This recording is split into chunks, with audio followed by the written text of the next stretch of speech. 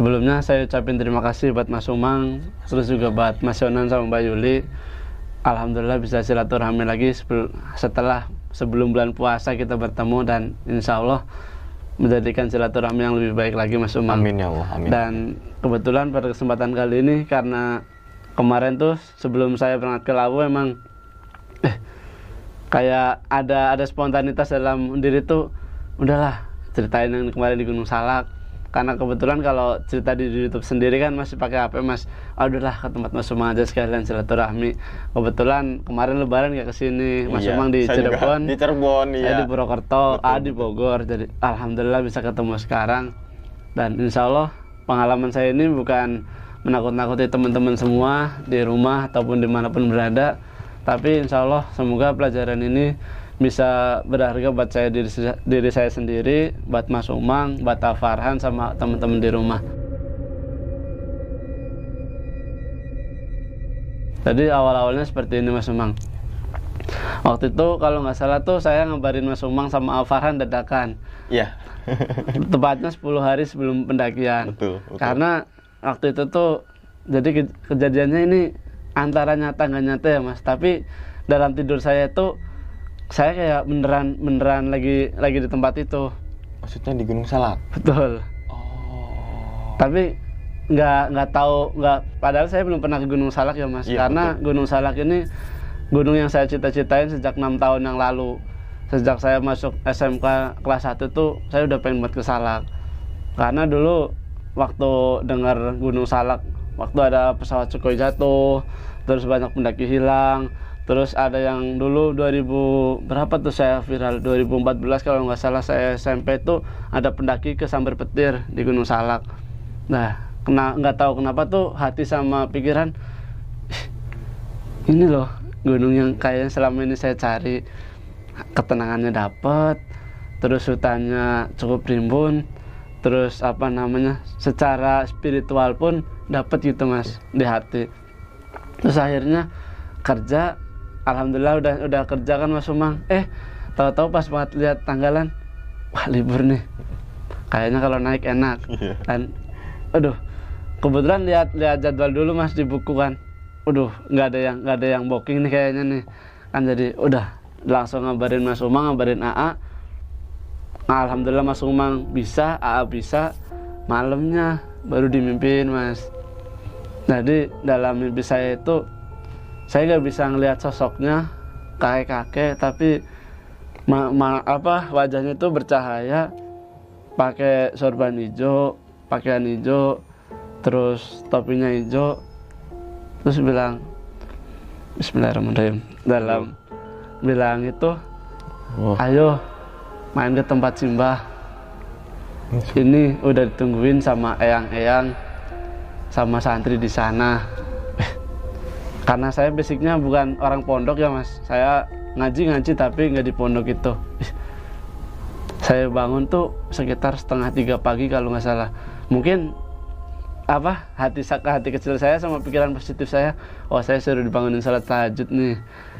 Udah habis sholat subuh tidur, Mas.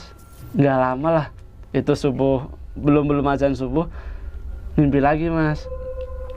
Udah sebelum puasa sekalian aja ziarah. Wah, langsung pagi-paginya bangun, kalau nggak salah itu saya langsung ngechat Farhan, Bang. Bangun tidur tuh, Mas, saya langsung WA Farhan, terus kalau WA Mas Umang jam segini biasanya belum bangun, tidur. Siang baru bangun. Terus gimana ya, hati tuh udah nggak tenang, Mas. Terus udahlah tahan, masuk kerja ini kan jam 7.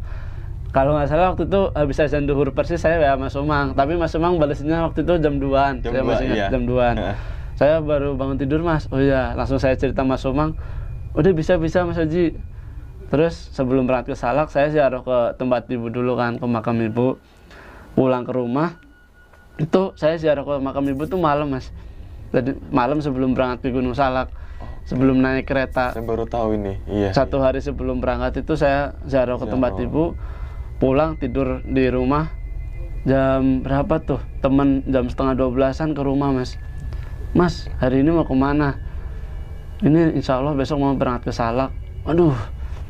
Saya disuruh ke Lawu mas sama Mbah, katanya kalau nggak sama Mas Osi nggak boleh. Waduh, udah di 5 tuh udah beli tiket, kan udah beli tiket sama sahabat saya ya mas, sama Mas Sahrul. Aduh ini gimana ya, mau nolak ini nggak enak, mau berangkat ke Salak udah dimimpiin 3 kali. Saya tolak halus-halus, kalau mau besok aja pas puasa berangkat ke Lawu sama saya udah 2, nggak masalah, nggak usah ada yang lain. Tapi saya disuruh ke sana sebelum puasa mas sama Mbah. Ya udah, saya kasih kontaknya orang basecamp, ngabarin aja disuruh Mas Osi gitu. Saya bilang ini aman mas, aman, insya Allah beliau lebih baik kok, insya Allah tahu semua daerah Lawu. Jadi nanti masnya, saya bilang ke teman, masnya bisa tanya-tanyalah sama orang basecamp.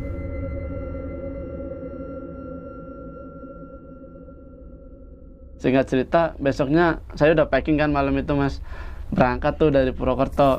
Kebetulan saya di kereta tuh karena apa namanya, saking ngantuknya di kereta tidur mas. Tidur, iya, betul. Tuh apa yang tadinya mau ngevlog dari kereta tuh nggak jadi mas. Iya. Tidur nyampe di Pasar Senen, bingung kan, Mas Umang di mana ini. Saya sempat kontak dulu kan. Video call ya. Di parkiran. Iya.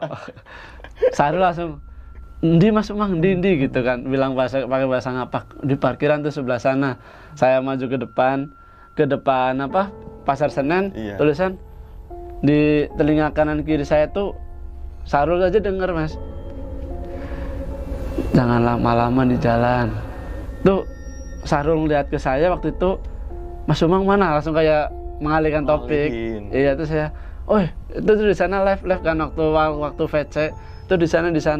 Ya udah, langsung deketin Mas Umang tuh. Tapi pikiran saya, oh mungkin udah ditungguin sama yang di sana.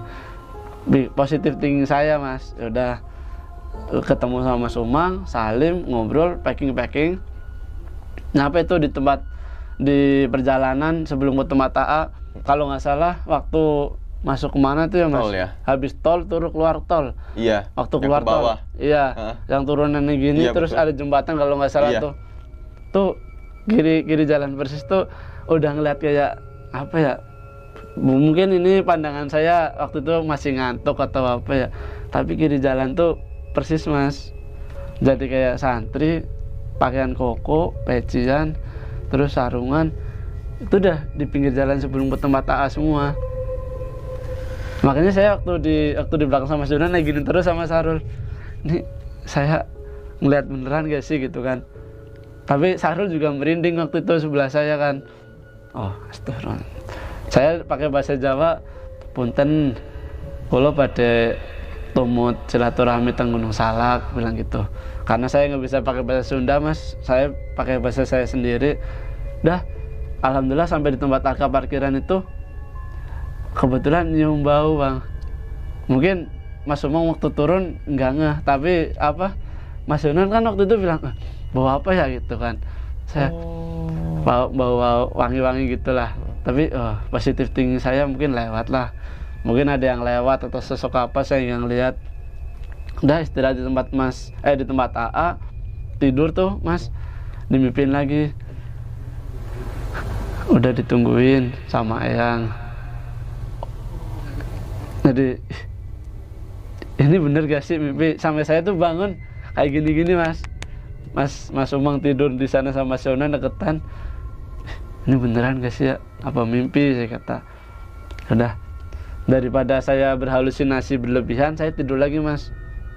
Tidur lagi, kalau nggak salah azan subuh tuh saya bangun sama Sahrul. "Ayo yuk sholat subuh dulu." Saya sama Sahrul sholat subuh di masjid tuh, nggak tahu kenapa saking ngantuknya mungkin saya berpikir tidur mas. Kayak gini, kayak kan kalau dari belakang kan nggak kelihatan kepala ya, sejajar gini nih, gini tidur sama bapak sampai dibangunin sama bapak. Mas asli mana mas? Oh iya. Kok kayak orang asing, nggak pernah di sini. Saya ngomong, "Saya asli Purwokerto pak, Jawa Tengah. Kebetulan di sini lagi silaturahmi ke tempat AA Farhan." "Oh temennya Farhan? Oh yaudah lanjutin mas." "Ya pak, ini mau berdoa tadi ngantuk jadi tidur," saya gitu kan.